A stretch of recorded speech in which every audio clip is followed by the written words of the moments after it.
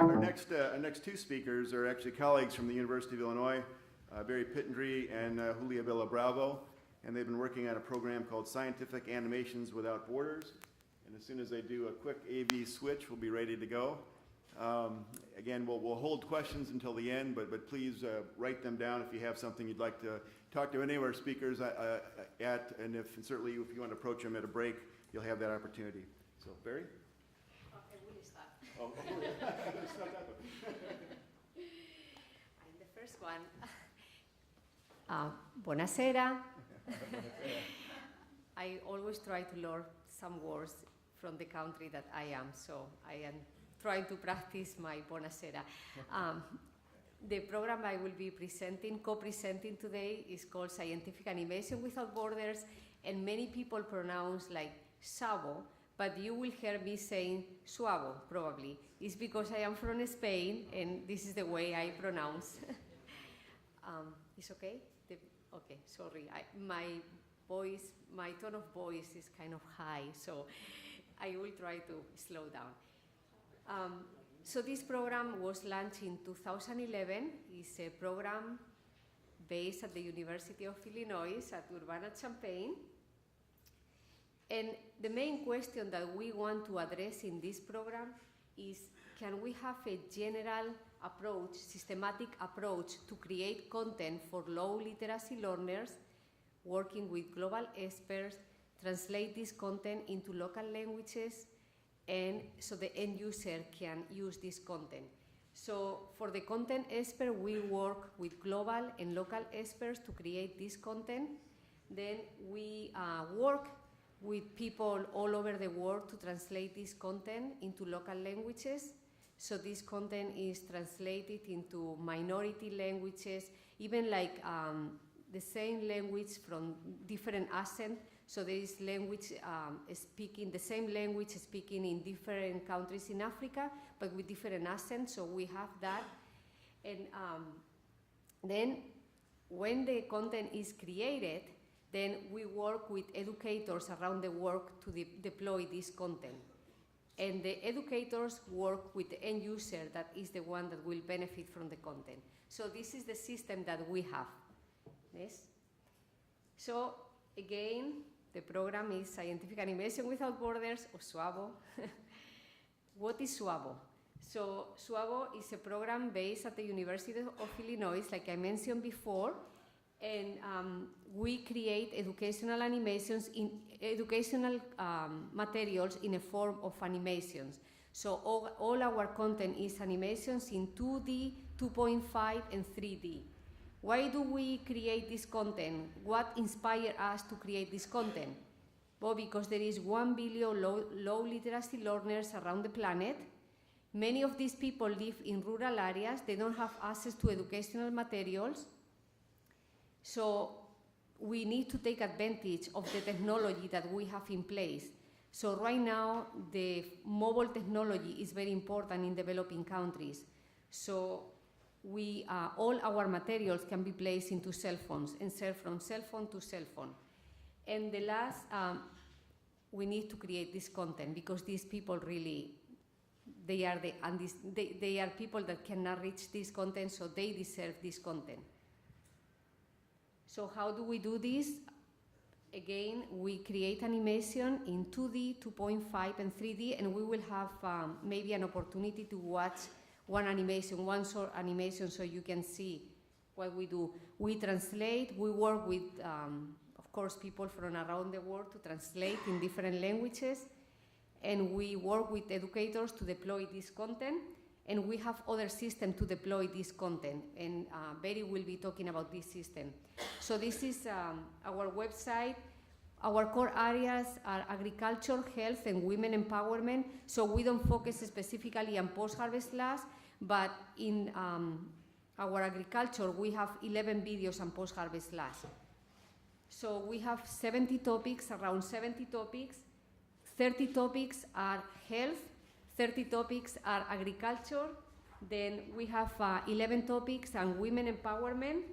So we have around 575 animations. We have 90 languages with also different accents. And we have 60 scripts in progress that we will be working in the near future. And this is one example of one of our post-harvest In this video, animation. we will explain is how to storage avoid insect we will be damage watching. when storing beans after harvest. This can be done by storing your beans in an airtight jerry can. Brucids are insects that attack beans.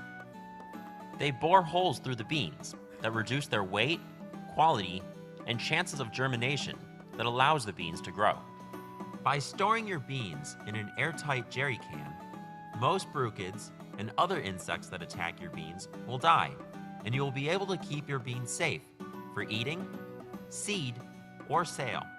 If you do not have a jerry can available, you can use any dry, sealable container of a similar size, as long as the beans are packed in the container as tight as possible. The container size should be at least 5 liters. The optimum size is 10 to 20 liters. It is important that the jerry can you use has never held any hazardous materials, such as fuel or pesticides, since the residue of these liquids can never be fully removed and can harm human health. You can safely store your beans for up to 6 months if the jerry can is never opened and if you are using your beans for seed. However, if you store them longer than this, the germination rate may go down. Beans that are to be used just for food and not for seed can be stored for as long as you want. This can be as little as a few months or over a year. However, when you open the jerry can, you must start eating the contents as soon as possible, and you must finish the can within a couple weeks. Before you store your beans in airtight jerry cans, you need to do the following. First, dry the beans well in the sun on a tarpaulin or dark sheet of plastic to make sure that they have a low moisture content. After that, sort the beans, carefully removing the ones that are already damaged. Find a clean, dry jerry can and pour the beans inside the can. The size of the jerry can be between 10 and 20 liters, and they should hold between 10 kilograms and 20 kilograms of beans. After you have filled the jerry can to the top, shake it so that you can be sure that the beans are tightly packed. Add more beans if there is space. It is very important that the jerry can be completely filled so that very little air remains. If too much space is left, the brucids will not die. Once you are This audience would like to watch the rest, but for the sake of time, I won't be able to watch it. And this is one audience I know is excited about this particular topic.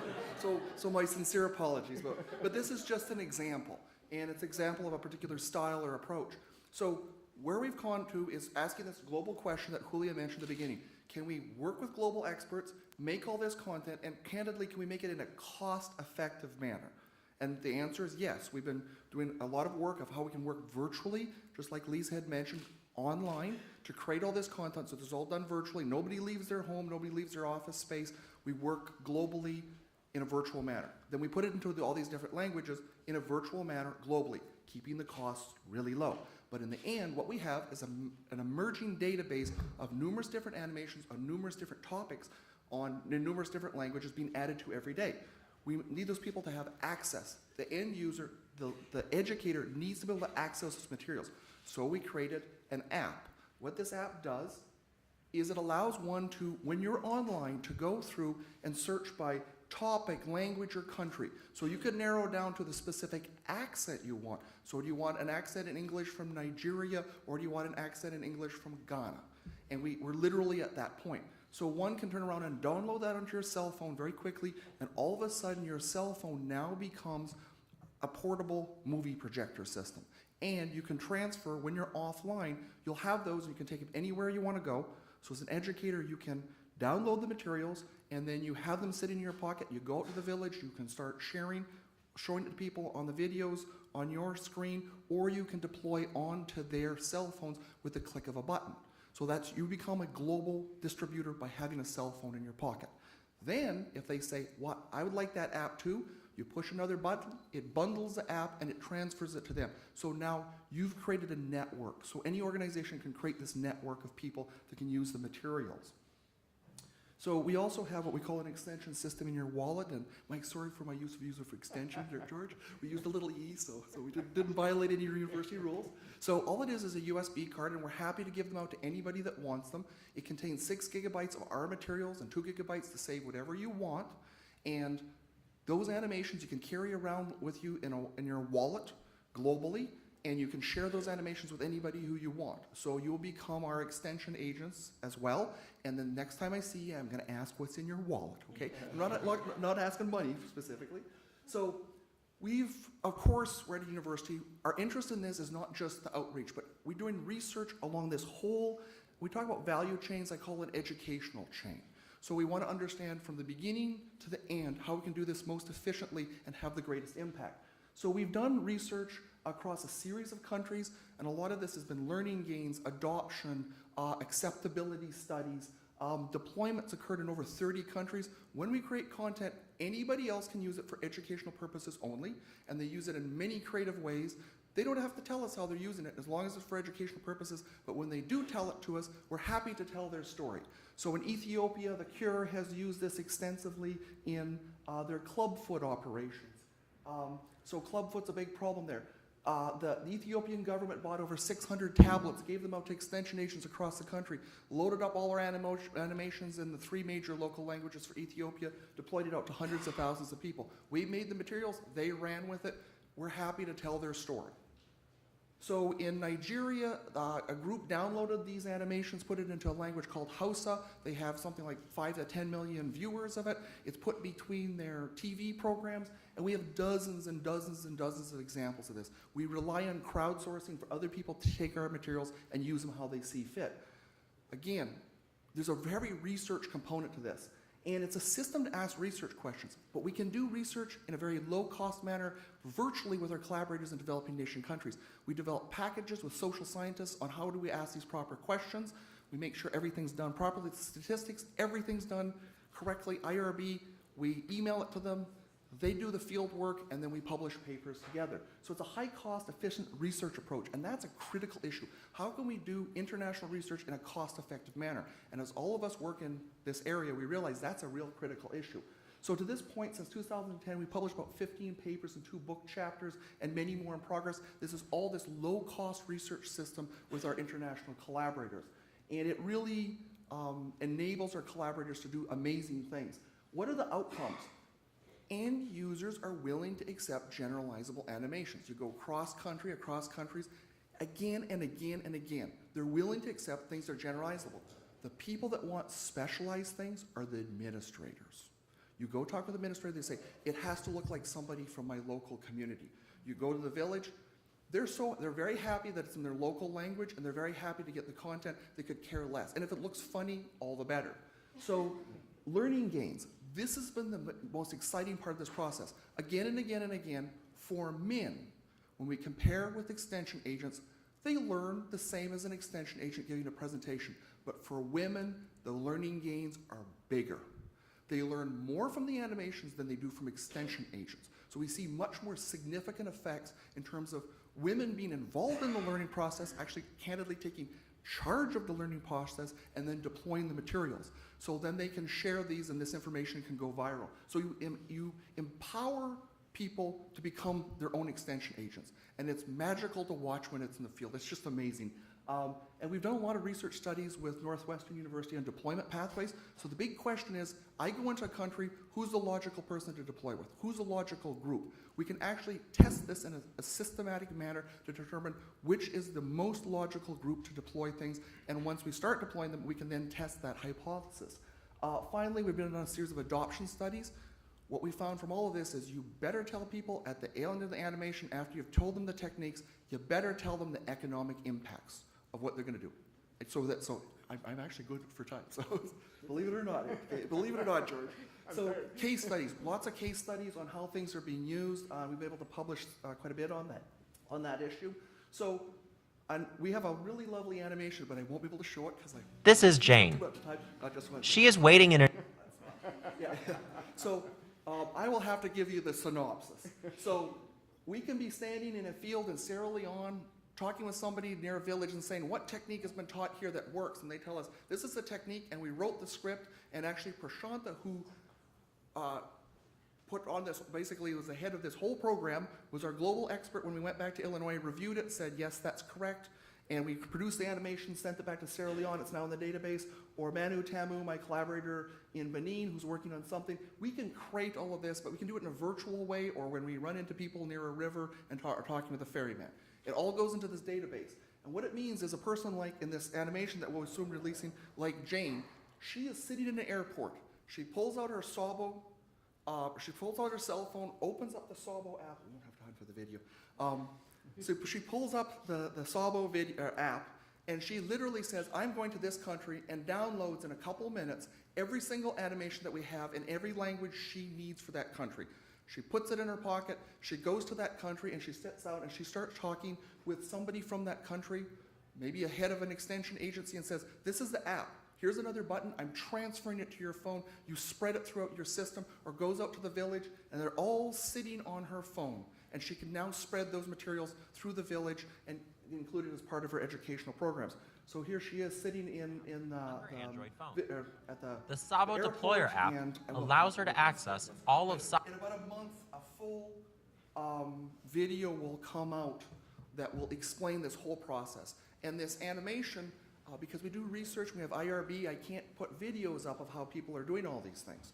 So instead, we made an animation around all of those pieces in the puzzle that we've done, so we can legally tell you the story of the research, but in terms of animations. So instead of having to read my boring papers, or our boring papers, I'm just joking, but most of us don't go back, and certainly a lot of us have time to go look at the specific literature. But you'll have 4 or 5 minutes to watch an animation, I hope, that will explain the details of where this research has now led us and how you too can plug this into your programs. So the question is, can we make a generalizable system that allows us to reach out to global experts, to create this content in a systematic manner, put it systematically into numerous different languages, sometimes half a dozen a day? I mean, it just depends on the volunteers, because this is, the experts and the voiceover people are volunteers. And their names go on the videos, so they get something out of it, not just a good, warm, fuzzy feeling. Once that content is made, it sits here, and any educator globally can grab those materials, download them, and plug them into their educational systems, and then deploy them out to the end user. So this is, so the answer to that question, at least as far as I'm concerned, is yes, we can do this. This is quite feasible. And I think this is how we need to work as we move forward. Developing these virtual networks that go into very tangible mechanisms that allow us to now share these materials globally. And I think, how am I doing time-wise, George? 2 minutes is fair. Wow, that's unbelievable. You know I talk way too much, so. The whole time. So, no, that's okay.